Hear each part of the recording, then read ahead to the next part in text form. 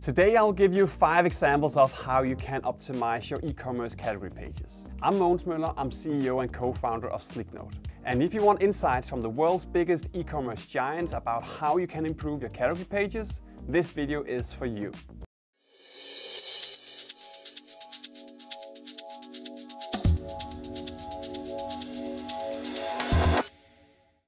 I've been analyzing the biggest online stores in the world by doing more than 240 usability tests, including eye tracking, both on desktop and mobile. So I've seen exactly what people like on these huge websites, and today I'll share with you the 5 main takeaways to improve your category pages. In this video, you will learn why it's crucial thoroughly to test your filtering UX. You will learn why it's important to show active filters and make them easy to remove again.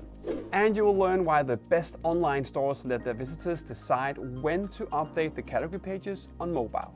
You'll learn where the optimal place is to show desktop filters. And finally, you'll learn how to catch your visitors' attention and increase click-through rate to product pages with appealing badges. Let's kick it off with tip number 1. Thoroughly tested UX in filters is crucial. Before I jump into specific tips on how to improve your category pages, I have one important message for you. You have to test the user experience of your filters. And no, I'm not talking about watching a few heat maps and looking at some reports in Google Analytics. You have to make your own usability tests with people from your target audience, both on desktop and especially on mobile. Why? It's simple. If you don't test your filters, you can easily miss something that's not working properly, and you might miss out on a lot of potential revenue. And why do I say this? Well, because I've run usability tests on the largest online stores in the world, and I found critical user experience issues on 78% of them. For example, take a look at Zalando. Here I'm supposed to scroll in the different filter options, but instead I'm scrolling through the products in the background.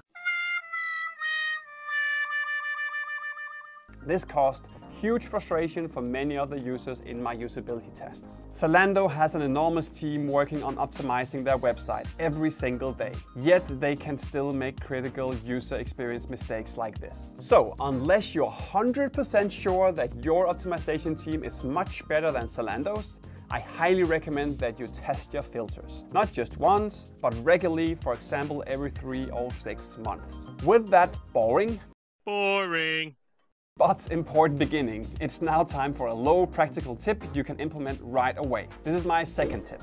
Show active filters clearly and make them easy to remove. One thing you can do to improve the user experience of your filters is to think carefully about how you can help your visitors not only find and add new filters, but also how to remove them. In my usability tests, people often activated a lot of filters because they wanted to limit the number of products they see in the results. And of course, they only wanted to see relevant results. But when they did this, they often activated many filters. And when they wanted to remove some of them again, this wasn't an easy task on most of the websites. On desktop, this task typically took 6 to 7 seconds.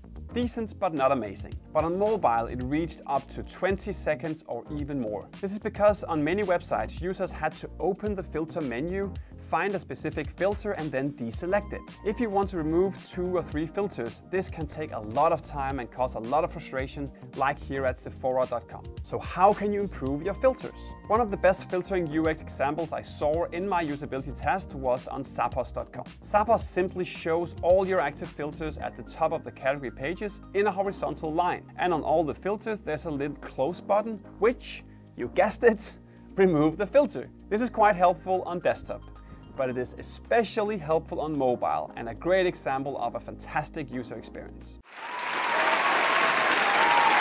With that, it's time for our third tip on how to create user-friendly filters. Let your visitors decide when to update the category page with selected filters on mobile.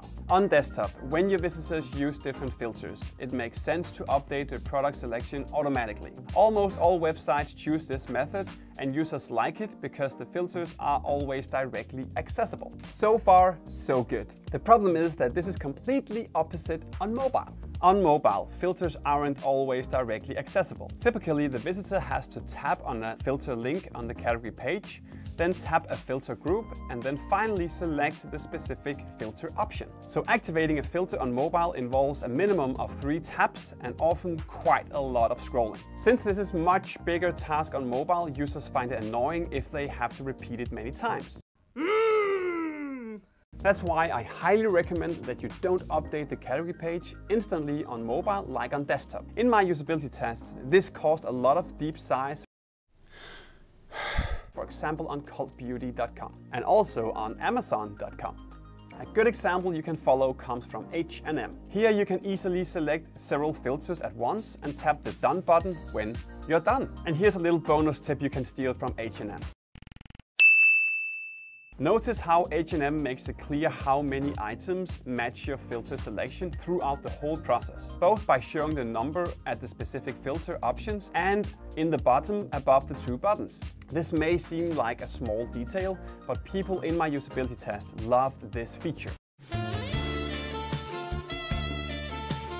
They easily jump back and forth in different filters with a little smile on their face. Well done, dear sweets! Heja Sverige!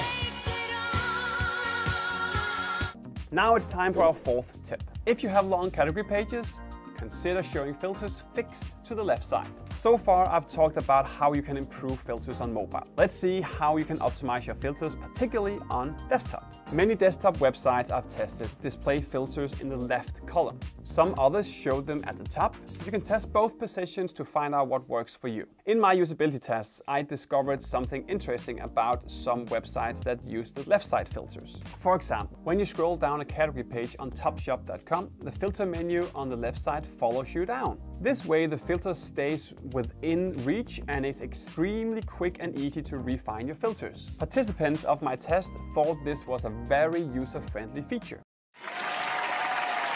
And it comes particularly handy if you have long category pages, like here at Nelly, where they haven't got the fixed filters. This little hack only makes sense if your filters are on the left side though, because I saw some websites that try to do the same with horizontal filters positioned at the top, and it didn't go well for them. Take a look, for example, at asos.com. None of the people in my test noticed the filters when they were fixed to the top. They only noticed them when they were on the left side. With that, it's time for my last and quick tip.